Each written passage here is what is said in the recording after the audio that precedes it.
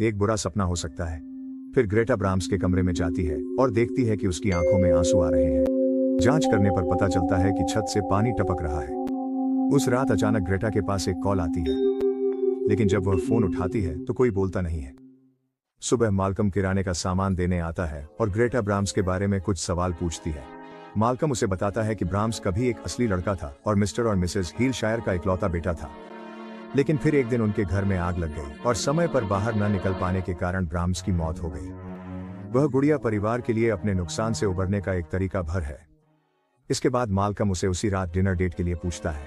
Greta मान जाती है। ग्रेटा डेट के लिए तैयार होती है।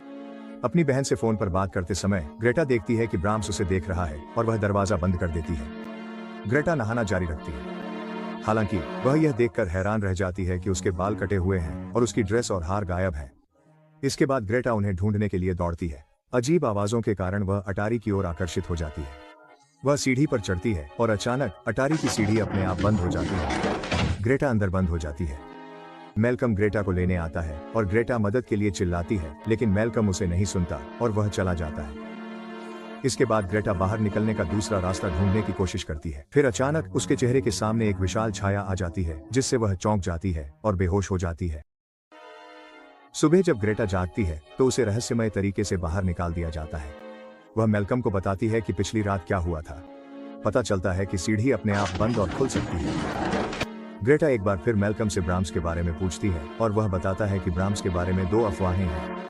शहर में कुछ लोग हैं जिन्हें उसके लिए दुख होता है क्योंकि वे उसे एक बहुत अच्छा लड़का मानते थे, लेकिन दूसरी ओर कुछ लोग दावा करते हैं कि वह लड़का बुरा था। उस रात बाद में ग्रेटा फिर से अपनी बहन को फोन करती है। उसकी बहन उसे बताती है कि उसका हिंसक पूर्व प्रेमी कोल यह पता लगाने की कोशिश कर रहा है कि वह कहाँ है। ग्रेटा को कोल से बहुत नफरत है। कोल द्वारा पीटे जाने के बाद ग्रेटा का गर्भपात हो गया था। इसके बाद ग्रेटा सोने के लिए तैयार होती है और अपने दांत ब्रश करती है। जैसे ही वह दांत ब्रश करना खत्म करती है, उसे ब्राह्म्स के कमरे से अजीब सी आवाज सुनाई देती है। वह पास जाती है और देखती है कि ब्राह्म्स का कमरा बहुत बिखरा हुआ है, जिसमें बहुत सारे कागज इधर उधर फैले हुए हैं। वह ब्राह्म्स के सिर को सीधा करती है, जो झुका हुआ था, और अचानक सिर अपने आप हिल जाता है। लेकिन यह सिर्फ एक और बुरा सपना था। अगले दिन ग्रेटा ब्राह्म्स के कमरे में जाती है और देखती है कि ब्राह्म्स ने अपनी स्थिति बदल ली है।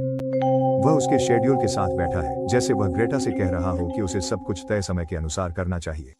चौंक गई ग्रेटा तुरंत अपने कमरे की ओर भागती है और अपनी बहन को फोन करने की कोशिश करती है। अचानक फोन बज उठता है।